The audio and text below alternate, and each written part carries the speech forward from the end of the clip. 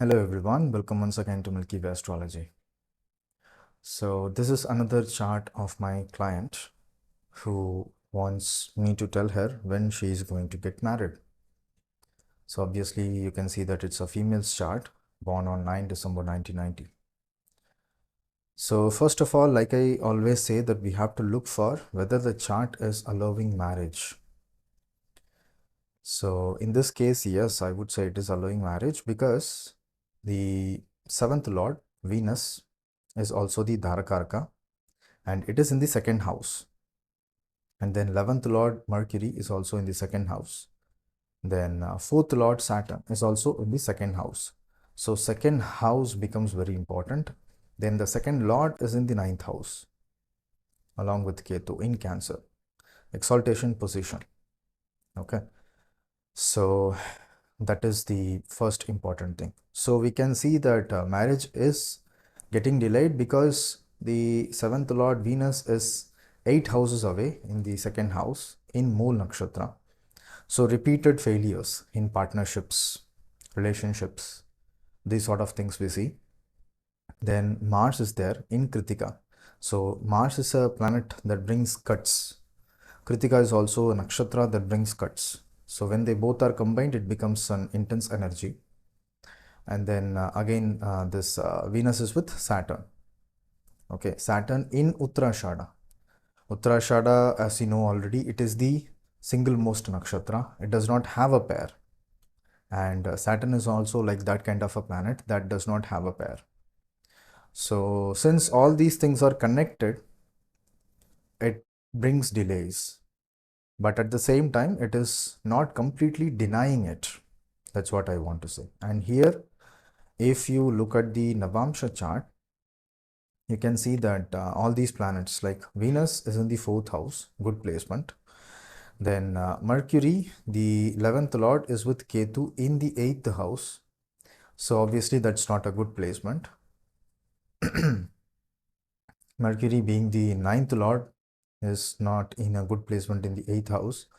But being the 6th lord in the 8th house, it is creating Vipreet Raj Yoga. So it's a neutral placement for Mercury. Because from 9th lord it's a bad placement, from the 6th lord it's a good placement, so it becomes a neutral placement for Mercury. Then Jupiter and Saturn, they both are in the 12th house and a strong position, because for Jupiter it's a strong position. Saturn is the Lagna lord and Saturn's neutral planet is Jupiter and neutral sign is Sagittarius. So we can say that it's neutral to strong position for Saturn and Jupiter, both of them. And then when and then we come back to the Dasha. கரெக்டாக start பண்ணும்போது தான் கச்ச கச்ச கச்ச கச்ச கச்ச கச்சன்னு பேசுவாங்க.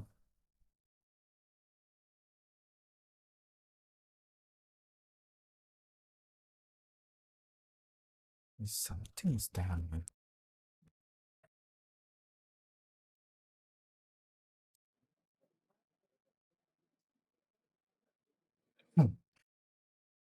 Then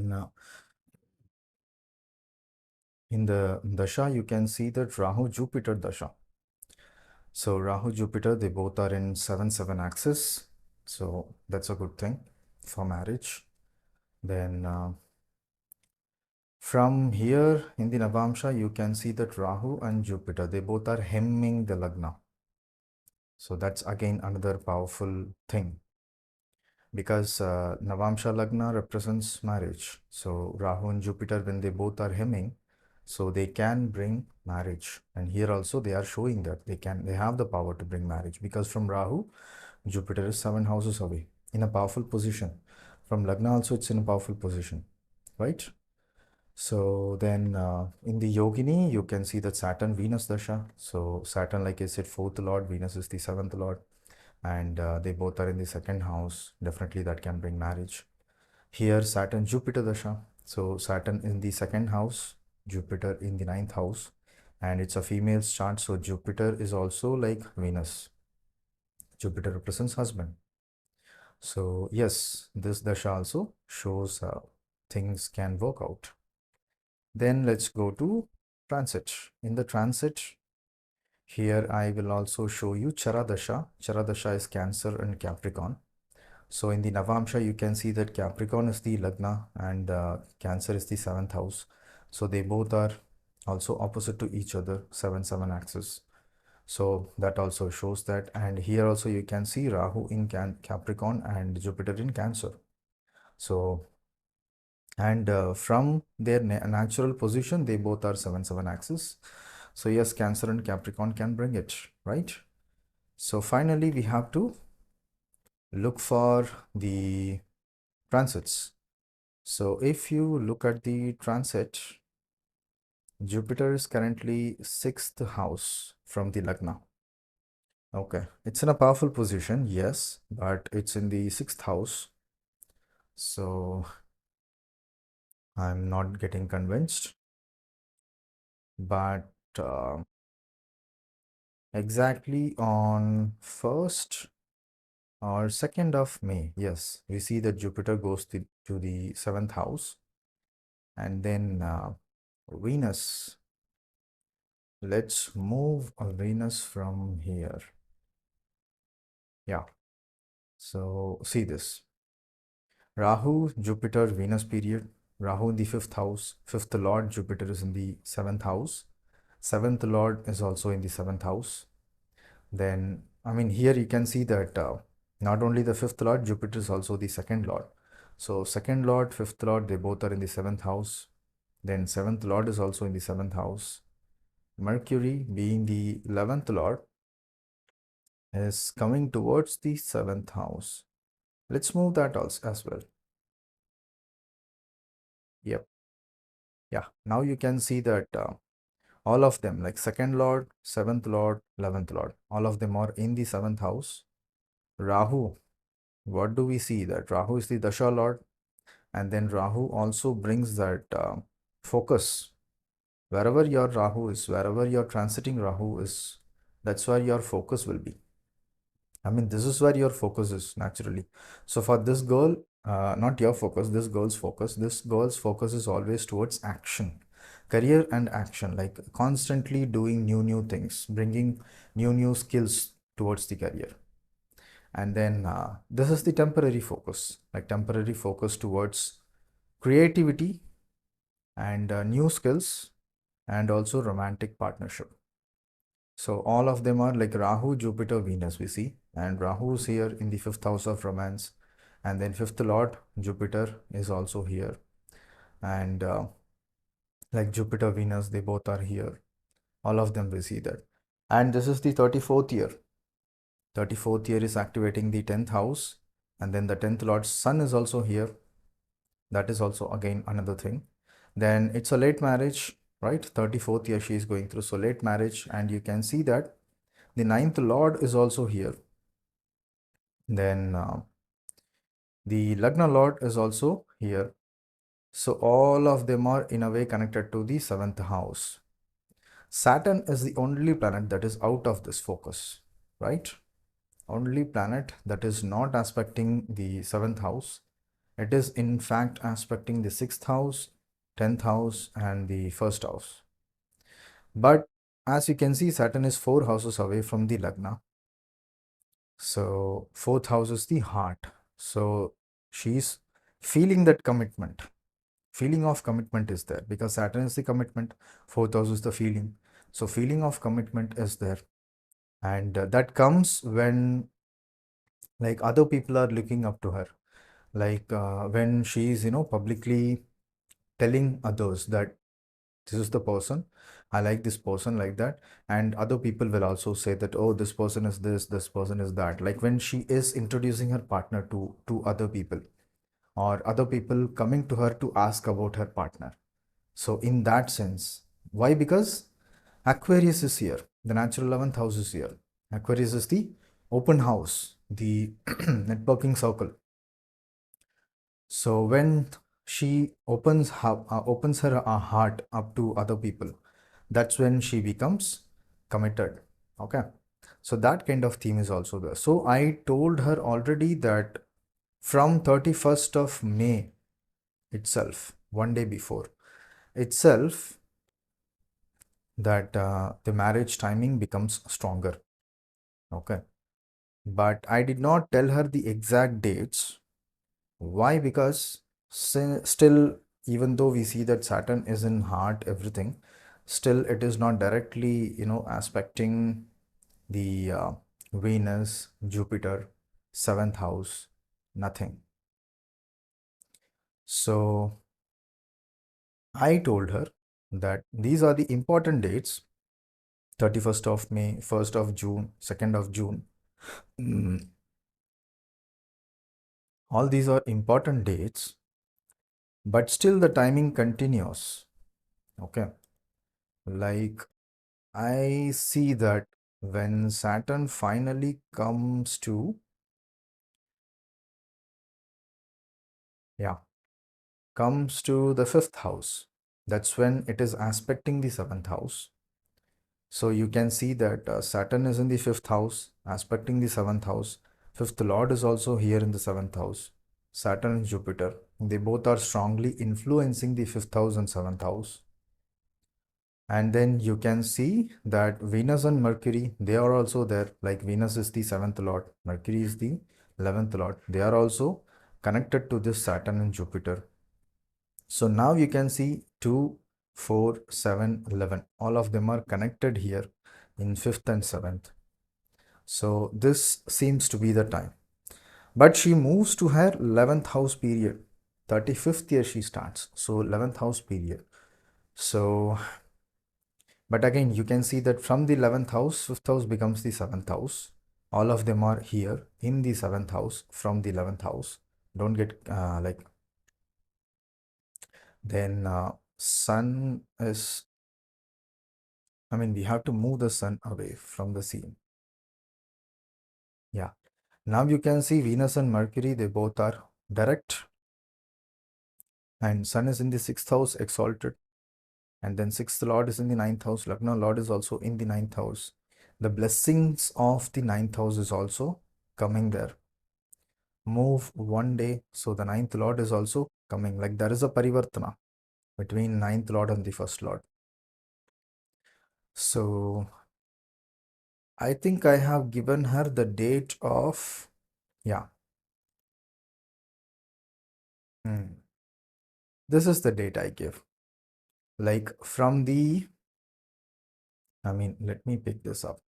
So 29th of April to,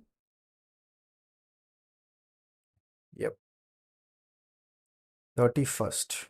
So these are like from 31st May 2024 to 29th April 2025. So this is a big time period. I know that, like 1 year time period. But in between, I have given her a few dates, important dates. Like I think I have given her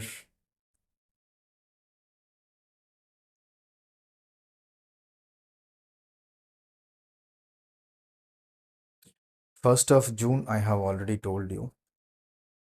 Okay, let me pick it up. Then 22nd of August. Okay, 22nd of August. Yeah, this also. Why? Because Lagna Lord comes to the 7th house. Then second Lord is also in the 7th house. Saturn is retrograde. So that means it is acting like it is in the 3rd house. Okay. So then from the 3rd house, it is aspecting the 9th house, 5th house, 9th house, and the 11th, 12th house. Then this is 34th year. So in the 34th year, Sun and Venus are together in the 10th house. So this also seems to be an important time. So I gave her this also. So I have to pick it up. Then 6th October. 6th of October. Yep. So 6th of October, we can again see that Saturn is retrograde. So it is acting like it is in the 3rd house. Then Venus and Moon, they both are together. Like in the Navamsha, you can see Venus and Moon are aspecting each other. Then Saturn and Jupiter, they both are connected. So then this is Rahu, Jupiter, Sun Dasha period. Okay. So Sun, Mercury, and then Ketu. They both are all are in the 11th house. So the 10th lord, because it's the 10th year period, 10th lord in the 11th house, along with the 11th lord, very strongly positive. And here you can see that Mercury and Ketu, they both are under the control of Sun in the Navamsha. So here also you can see that Sun and Ketu, they both are under the control of Mercury. So there is a connection between the planet in the Lagna and the planets in the 8th house. So all of them are coming to the 11th house. So there is a sudden change. So that kind of theme also I see. So I have also picked up this date. So these are the major timeline is from 31st of May to 29th of April. I gave her. But the important dates are 1st June, 22nd August, and 6th of October. So these are the dates. And the Dasha, we have already seen that Dasha, like even the upcoming Dasha in Ashtotri, Saturn Rahu is again like strong. You can see that Saturn and Rahu, they both are also hemming the Lagna. Then here also Saturn Rahu. So here again, the next period is Rahu Saturn. Same kind of thing. But we don't even go to the Dasha period. Before that, I'm saying that the marriage will happen. Confirmly, I gave her the date already. So the dates I gave her is that from 31st of May 2024 to 29th of April 2025. And in between this time period, I gave her the important dates 1 June, 22nd August, and then 6th October. So these are some important dates in between these period. So in between this period, anything like anytime can marriage happen, and these are important dates. So maybe in these dates, important developments in the marriage prospect can happen. So these are the thing I gave her. Okay. So this is how you can see, I'm showing you different charts. Why? Because see, I have already seen so many astrologers posting videos on how to predict marriage timing, but they will always show 2 3 charts. They will pick up some easy charts to show you so that they can easily, in just 2 3 minutes, they can show you how to predict marriage. Then by reading that, if you look at your chart, if you look at your friends, colleagues' chart, you will never be able to predict anything because they will pick up something easier to show you. But not all the charts you see are easier. Your own chart can be very difficult. That is why you are, looking up to your horoscope for answers. You are going through some hardships. That is why you are going to an astrologer. You are trying to learn astrology. In that case, like an astrologer's job is to show you a hard chart. Otherwise, I can also show you so many easy charts, like within just 2 3 minutes, I will show you that, oh, you can read charts like that. Don't just fall for this kind of market gimmicks. Learn the hard concept in the beginning so that you can become stronger. You can predict. Otherwise, like you will just spend money on, going to, spend money on, otherwise you will simply watch hundreds of videos of easy chart predictions. Still, you will not be able to predict. That's the thing.